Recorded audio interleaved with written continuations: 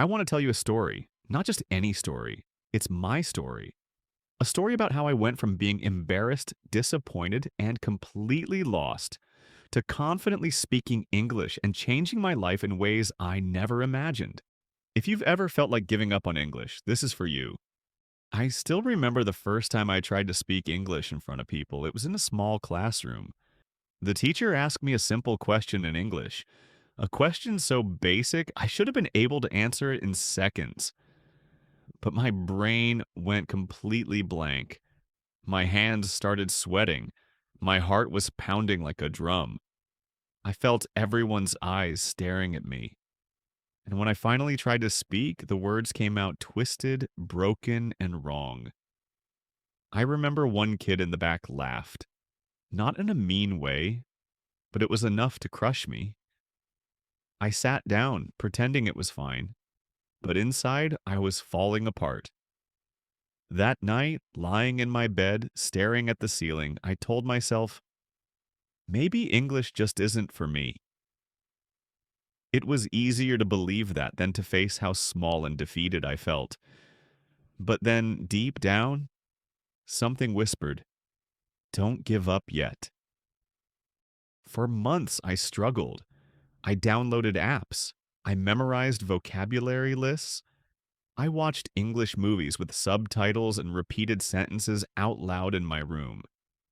I even tried shadowing English YouTubers. I would pause the video, say the line, then unpause over and over. But every time I spoke to a real person, my brain froze. I forgot words I had practiced 100 times. I felt like a car stuck in the mud, the wheels spinning, but I wasn't going anywhere. And every time I failed, a voice in my head whispered, see, you're not good enough. There were nights I sat in front of my desk, my English books open, feeling like a fool. Some days I wanted to delete every language app on my phone and quit. But a tiny part of me still hoped, still. Then one day while scrolling through quotes online, I saw one sentence. It said, you don't need to be perfect. You just need to be brave enough to try again. I don't know why those words hit me so hard, but in that moment, something clicked. I realized I had spent so long being terrified of mistakes, so obsessed with sounding perfect, that I had forgotten how to learn. Learning isn't about getting it right every time. It's about trying again after you don't. That night, I made a promise to myself. From now on, I'll make as many mistakes as it takes. I changed the way I studied. I stopped worrying about how bad my accent was. I stopped chasing big goals like speak fluently in 3 months. Instead, I focused on small wins. One new word a day, one simple sentence spoken out loud, one tiny English conversation, no matter how awkward it felt. I started talking to myself in English while walking home. I'd describe what I saw. The sky is blue, the car is red, I am hungry. Simple, silly, but it worked. I started leaving voice messages in English to myself. At first, I hated the sound of my own voice, but slowly, I got used to it. I joined online English chat rooms where no one knew me and I didn't have to be perfect. Every mistake became a lesson, and little by little, it started getting better. Then came the day I'll never forget. I was at a park when a tourist approached me and asked for directions in English, and for a split second, my old fear returned. My palms got sweaty, my chest tightened. But then I remembered my promise. Make as many mistakes as it takes. So I smiled. I spoke. I told him where to go, made a small joke about the weather, and he laughed, not at me, but with me. In that moment, I felt a happiness I can't describe. The English wasn't perfect. Some words were wrong.